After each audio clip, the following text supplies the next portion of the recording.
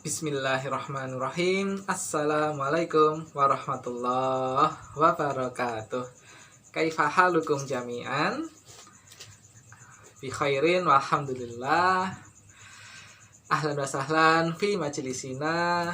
Insyaallah pada kesempatan kali ini Ustadz Rizky akan berkisah tentang kisah Nabi Yusuf alaihi salam. Baik, anak-anak yang dimuliakan Allah Subhanahu wa taala, pada kisah sebelumnya, Ustadz Rizky sudah berkisah tentang Nabi Yusuf dan Yulaikha yang berada di kamar. Ya. Yulaikha dan Nabi Yusuf berada di kamar karena Yulaikha mencoba menggoda Nabi Yusuf, maka Nabi Yusuf lari dari kamar itu. Nabi Yusuf tidak mau berbuat dosa. Ya. Nah, akhirnya Nabi Yusuf keluar dari kamar tersebut, ya, berhasil keluar dari kamar, tetapi apa yang terjadi ketahuan oleh suaminya Yulaikha. Nah, kisah selanjutnya ya, pada pekan kemarin, lalu akhirnya Nabi Yusuf ya disembunyikan oleh Tuan Aziz dan Yulaikha supaya tidak terjadi fitnah. Tapi apa yang terjadi? Justru seluruh wanita yang ada di negeri Mesir malah mendatangi rumahnya Yulaikha untuk minta ketemu sama Nabi Yusuf. Hingga akhirnya Yulaikha memerintahkan ya, pegawainya untuk menyiapkan sebuah pesta jamuan makan, di mana di sebuah aula yang besar para wanita duduk di situ sambil mengelupasi makanan atau buah-buahan. Nah, lalu Nabi Yusuf keluar, ya, masuk. Nabi Yusuf masuk ke dalam aula itu. Ketika para perempuan sedang mengelupasi buah-buahan, terkaget-kagetlah mereka melihat ketampanan Nabi Yusuf alaihissalam. Nah, saking kagetnya tangan mereka itu sampai teriris tidak sadar. Ya, Nabi Yusuf terus kembali lagi ke ruangannya. Setelah Nabi Yusuf masuk, ternyata tangan para wanita itu sudah teriris. Tidak sadar karena melihat ketampanan Nabi Yusuf alaihi salam.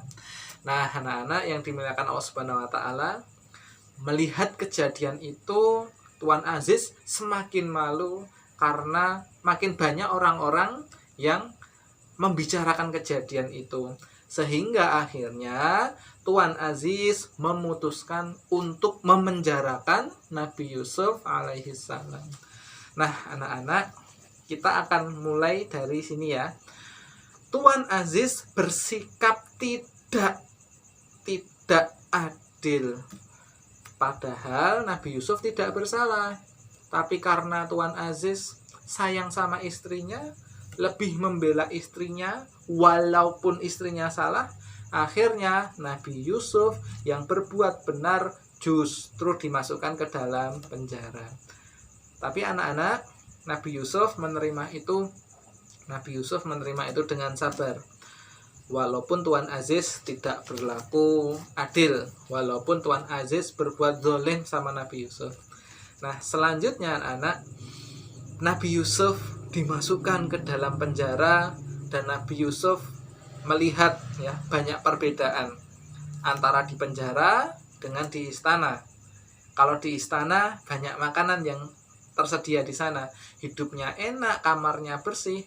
Tetapi kini Nabi Yusuf berada di penjara, tempatnya gelap, makanannya juga tidak seenak makanan yang ada di istana. Tapi Nabi Yusuf adalah seorang manusia yang pandai bersyukur kepada Allah Subhanahu wa taala. Nabi Yusuf justru berdakwah. Nabi Yusuf justru mendakwahi orang-orang yang ada di dalam penjara. Nah, orang yang hidup di dalam penjara, maksud Ustadz orang yang di penjara mungkin karena perbuatan salah, mereka disebut narapidana. Jadi narapidana itu adalah orang yang dipenjara. Jadi kalau anak-anak ditanya siapakah itu narapidana, narapidana adalah orang yang dipenjara. Nah, maka Nabi Yusuf sekarang juga statusnya disebut sebagai narapidana karena Nabi Yusuf dipaksa dimasukkan oleh Tuan Aziz. Nah, anak-anak yang dimuliakan Allah Subhanahu wa taala, orang-orang yang berada di dalam penjara ini pada awalnya mereka tidak memiliki akhlak yang baik. Mereka berakhlak buruk, ya. Salah satunya adalah ya karena mereka adalah orang-orang campuran, ya. Maksud Ustadz, ada yang memang karena membunuh, ada yang karena mencuri, ada yang karena merampok. Tapi ada juga orang yang baik seperti Nabi Yusuf yang difitnah, ya, yang dizolimi, akhirnya juga masuk penjara. Nah, pada awalnya orang-orang di dalam penjara itu belum bisa menerima kehadiran Nabi Yusuf alaihissalam. Nah, salah satunya adalah orang-orang yang berada di dalam penjara, mereka bukanlah orang-orang Islam. Mereka penyembah patung berhala. Patung yang disembah, kalau di negeri Mesir itu namanya Amun. Nama patungnya itu Amun. Kalau penyembah patung, ya berarti ya Amunhatep. Nah, maka raja yang berada di Mesir itu sebutannya adalah Amunhatep atau raja para penyembah patung. Jadi orang-orang Mesir pada waktu itu mereka menyembah patung. Sehingga ketika melihat Nabi Yusuf alaihissalam, ya, pada malam hari beribadah kepada Allah Subhanahu wa taala, mereka itu bertanya, "Kamu sedang apa, Yusuf?" Nabi Yusuf pun menjelaskan pada mereka bahwa Nabi Yusuf sedang berdoa menyembah Allah Subhanahu wa taala. Nah, hingga akhirnya mereka ingin tahu Allah itu siapa toh? Akhirnya mereka ingin tahu. Nabi Yusuf menjelaskan Allah itu adalah Tuhan yang menciptakan langit dan bumi. Allah itu adalah Tuhan yang menciptakan kalian semua. Allah itu adalah yang menguasai seluruh jagat raya. Kurang lebih seperti itu penjelasan dari Nabi Yusuf alaihissalam. Nah, tapi tetap saja dari beberapa dari mereka ya ada yang tidak beriman, belum beriman. Sampai akhirnya Allah Subhanahu wa taala memberikan mukjizat kepada Nabi Yusuf alaihissalam.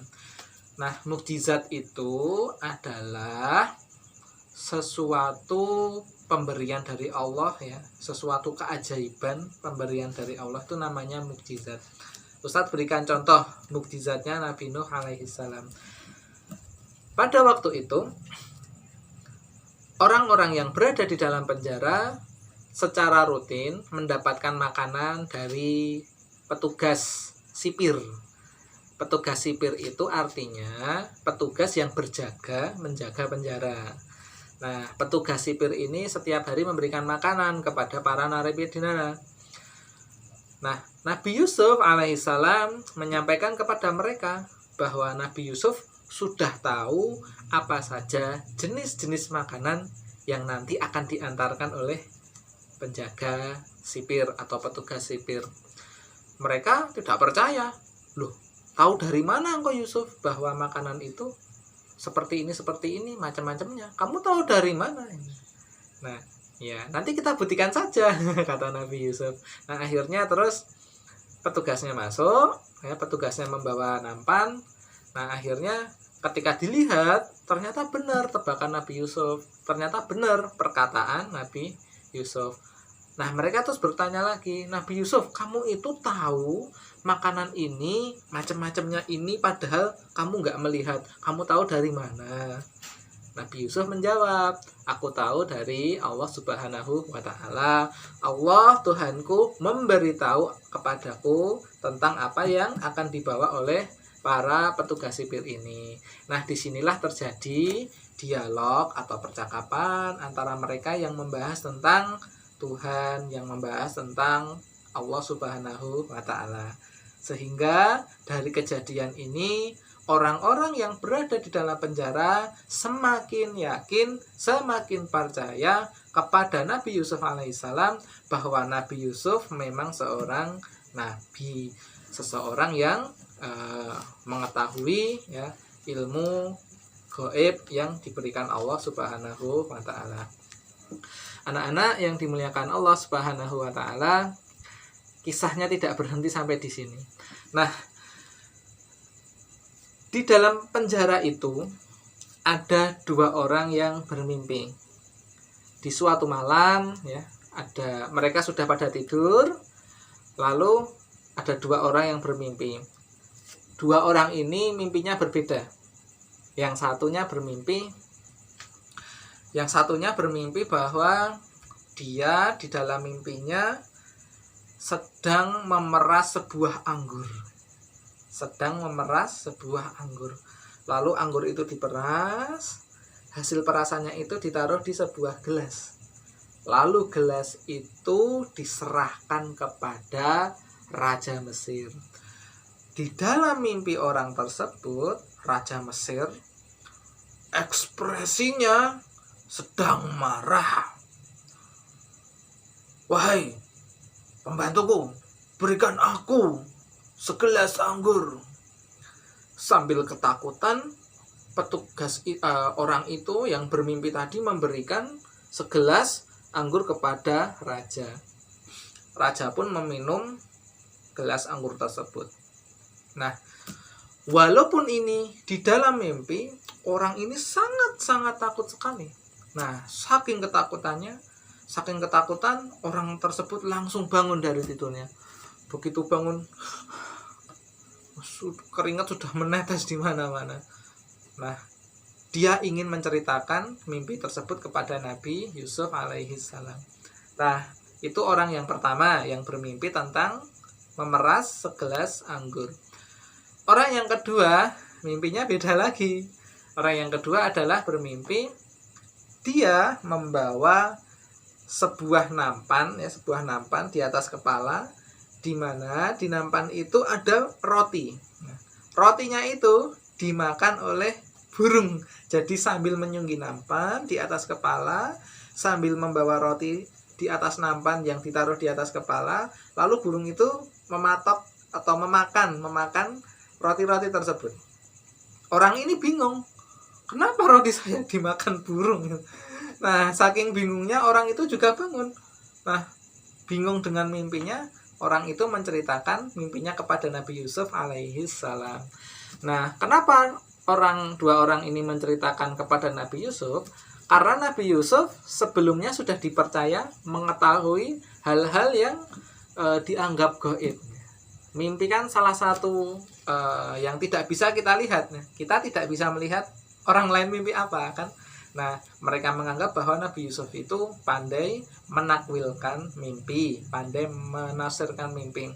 Nah, anak-anak yang dimuliakan Allah Subhanahu wa taala, di dalam Al-Qur'an di surat Yusuf, Allah telah berfirman, Allah menjelaskan kepada kita bahwa Nabi Yusuf sudah diberikan kemampuan untuk mentakwil mimpi. Apa maksud dari mentakwil mimpi? Mentakwil mimpi itu artinya kemampuan untuk mengartikan mimpi dengan cara yang benar dan hasilnya benar. Bedakan dengan mengartikan mimpi, beda ya. Kalau takwil mimpi itu ilmu dari Allah Subhanahu wa taala. Nah, bedanya apa? Bedanya seperti ini anak-anak. Kalau takwil mimpi, ketika Nabi Yusuf menjelaskan takwil mimpi, menjelaskan arti dari mimpi itu, apa yang Nabi Yusuf jelaskan pasti akan terjadi. Apa yang Nabi Yusuf jelaskan pasti akan terjadi. Karena takwil mimpi berasal dari Allah Subhanahu wa ta'ala. Berbeda dengan mengartikan mimpi. Kalau hanya mengartikan mimpi, kita tidak pernah tahu apakah itu terjadi atau tidak. Apakah itu akan terjadi atau tidak, kita tidak tahu. Tapi takwil mimpinya Nabi Yusuf alaihissalam pasti akan terjadi. Nah, selanjutnya ketika dua orang tadi bertemu dengan Nabi Yusuf di dalam penjara, mereka menceritakan kepada Nabi Yusuf alaihissalam. Nah, orang yang pertama bermimpi memeras anggur, lalu dalam gelas yang berisi anggur tadi diserahkan kepada raja. Orang ini kan sangat ketakutan. Kelihatannya mimpinya itu mengerikan sekali, bertemu dengan raja yang sedang marah. Maka di situ Nabi Yusuf justru tersenyum. Nabi Yusuf tersenyum dengan mimpi yang mengerikan tadi. Sehingga orang yang mimpi tadi bingung. Nabi Yusuf, saya itu bermimpi mengerikan. Kenapa Anda malah tersenyum? Begitu juga dengan temannya yang satunya lagi, yang tadi bermimpi membawa nampan berisi roti. Dia juga ikut ketawa. Aneh sekali. Kok mimpimu itu mengerikan sekali gitu. Kasihan sekali kamu bermimpi buruk gitu. Nah, jadi orang yang tadi mimpi segelas anggur tadi diserahkan pada raja tadi itu sedih dia tuh. Yusuf, kok mimpiku buruk banget? Jangan-jangan artinya buruk. Jangan-jangan aku akan mengalami keburukan. Kata Nabi Yusuf, ya nanti aku jelaskan ya. Nah, lalu yang satunya lagi menceritakan dengan wajah bahagia. Yang bermimpi membawa roti dipatok sama burung. Yusuf, aku bermimpi. Mimpiku sangat membahagiakan. Aku membawa roti, lalu rotiku dimakan sama burung. Menurut aku itu mimpi yang sangat bahagia karena aku memberi makan beberapa ekor burung yang memakan roti yang ada di atas kepalaku. Dia menceritakan sambil dengan senang, dengan bahagia. Tapi justru Nabi Yusuf alaihissalam bersedih mendengarkan mimpi dari orang yang kepalanya tadi dipatok sama burung. Sedih Nabi Yusuf. Nah, orang yang senang tadi bingung. Oh, kenapa Anda justru sedih? Bukankah mimpi saya bahagia, wahai Nabi? Terus akhirnya Nabi Yusuf menjelaskan kepada mereka. Nah, Nabi Yusuf menjelaskan satu-satu. Yang pertama kepada orang yang tadi memeras anggur tadi. Nah, terus Nabi Yusuf menjelaskan, wahai sahabatku yang kamu bermimpi memeras anggur, apakah kamu mau menerima penjelasan takwil dari Allah Subhanahu wa taala? Ditanya dulu sama Nabi Yusuf. Lalu orang tadi mengatakan, ya, aku mau mendengar, walaupun itu mimpi buruk, aku akan bersabar, aku akan mendengar. Terus Nabi Yusuf menjelaskan, ketahuilah wahai sahabatku, Allah Subhanahu wa taala telah memberikan informasi kepadaku bahwa nanti dalam 3 hari lagi engkau akan dibebaskan dari penjara. Wah, bukan main senangnya orang itu. Aku akan dibebaskan dari penjara. Yang benar Yusuf, 3 hari lagi. Betul, kata Nabi Yusuf. Kamu akan dibebaskan dari penjara 3 hari lagi. Ini informasi dari Allah Subhanahu wa ta'ala. Wah, yang tadi awalnya sedih, sekarang jadi senang. Nah, yang satunya lagi, yang tadi senang, sekarang jadi sedih. Jangan-jangan mimpiku kebalikannya gitu. Tapi Nabi Yusuf tidak menceritakan. Nabi Yusuf tanya dulu, apakah kamu mau aku mentakwilkan mimpimu? Terus orang tadi yang mimpi rotinya dimakan burung, ya, kepalanya dipatuki burung, dia berpikir, diartikan atau tidak ya? Ditakwil atau tidak ya? Nah, karena dia juga sebenarnya ingin mengetahui arti mimpi itu, maka dia memutuskan, iya Nabi Yusuf, artikanlah mimpiku, takwilkanlah mimpiku, aku siap mendengarkan. Nabi Yusuf meyakinkan, benar, kamu mau mendengarkan. Apa yang aku takwilkan pasti akan terjadi, dan ini dari Allah Subhanahu wa taala. Kalau kamu mau mendengarkan, aku ceritakan. Kalau tidak pun tidak masalah. Tapi orang tadi tetap ingin, aku mau mendengarkan Nabi Yusuf, aku mau mendengarkan. Nah, terus Nabi Yusuf berkata, wahai sahabatku, kamu bersabarlah. Kamu bersabarlah dengan peristiwa yang akan terjadi. Karena arti dari mimpimu, takwil dari mimpimu adalah dalam 3 hari engkau akan dihukum mati.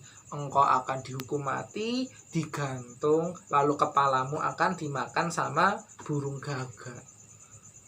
Wah, orang tadi langsung sedih. Aduh, ternyata betul. Mimpinya ternyata mimpi buruk. Padahal tadi di dalam mimpi dia senang membawa roti ya, di kepalanya dipatoki, roti yang berada di kepalanya itu dipatoki sama burung gagak. Nah, tapi Nabi Yusuf memberikan semangat pada orang ini. Kamu bersabarlah di jalan Allah Subhanahu wa taala. Kalau sudah masuk Islam ya, jangan kembali kafir. Tetap pertahankan agamamu sekalipun kamu dihukum mati. Semoga kamu diampuni dosanya oleh Allah Subhanahu wa taala. Kalau kamu bersabar. Nah, akhirnya apa yang terjadi anak-anak? 3 hari kemudian apa yang ditakwilkan oleh Nabi Yusuf benar-benar terjadi. Orang yang pertama dibebaskan dari penjara. Orang yang kedua benar-benar dihukum mati, digantung, dan kepalanya dipatok sama burung gagak. Na'udzubillahi min dzalik, innalillahi wa inna ilaihi raji'un. Nah, anak-anak yang dimuliakan Allah Subhanahu wa taala, akhirnya yang satu meninggal, yang satu hidup. Nah, yang hidup ini sebelum keluar dari penjara, Nabi Yusuf berpesan kepada orang ini. Wahai sahabatku, kamu sekarang sudah keluar dari penjara. Raja telah membebaskan kamu dari hukuman dirimu. Dari hukuman penjara yang menimpa kamu. Nah, sampaikanlah pesanku kepada raja. Kan kamu nanti ketemu sama raja kan? Kan kamu nanti akan memberi minum raja lah nanti. Kan takwilnya kan seperti itu. Nanti kamu akan memberikan minuman pada raja, nanti kamu ketemu sama raja. Tolong sampaikan pesanku bahwa Yusuf sampai hari ini masih di penjara. Tolong sampaikan ya. Nah, kata orang ini, saya akan sampaikan wahai Nabi Yusuf. Nah, terus orang ini akhirnya keluar dari penjara dan bertemu dengan Raja Mesir. Dan sesuai dengan takwilnya Nabi Yusuf, itu benar-benar terjadi. Orang ini menghadap raja dengan sangat ketakutan. Rajanya benar-benar marah waktu itu. Sangat marah, sampai mau teriak-teriak, ini sudah kering. Terus dia mengatakan pada pembantu, "Hei pembantu yang baru keluar dari penjara, tolong, aku mau minum, berikan aku segelas anggur." Akhirnya terus orang tadi yang baru keluar dari penjara tadi bingungnya anggurnya dari mana. Nah, karena di kerajaan itu banyak pohon anggur, dia peras tuh anggurnya itu. Sesuai seperti kayak dalam mimpi. Setelah diperas anggurnya, ditaruh di sebuah gelas, terus sambil takut dia menyerahkan gelas itu kepada raja. Dan raja pun akhirnya meminum. Dan ini persis seperti mimpi narapidana tersebut. Anak-anak yang dimuliakan Allah Subhanahu wa taala, akhir dari bagian kisah ini adalah orang tadi yang dititipi pesan sama Nabi Yusuf, kan harusnya menyampaikan pesan. Orang ini menunda menyampaikan pesan. Udahlah besok aja gitu. Tapi apa yang terjadi anak-anak? Orang ini lupa menyampaikan pesan Nabi Yusuf untuk sang raja. Lupanya tidak tanggung-tanggung, lupanya sampai bertahun-tahun. Nah, marilah kita tutup kisah ini dengan sebuah hikmah. Nah, anak-anak yang dimuliakan Allah Subhanahu wa taala, apa hikmah dari kisah yang kita sampaikan ini? Kisah yang kita sampaikan ini setidaknya mengandung satu hikmah, yaitu ketika kita tidak mengetahui tentang suatu ilmu, maka tanyakanlah kepada orang yang berilmu. Kalau zaman dahulu memang ahli tafsir mimpi itu ada banyak kalau di Mesir, tapi mereka menafsirkan mimpi itu tidak ada ilmunya. Sedangkan Nabi Yusuf alaihissalam punya ilmu karena ilmunya langsung dari Allah Subhanahu wa taala.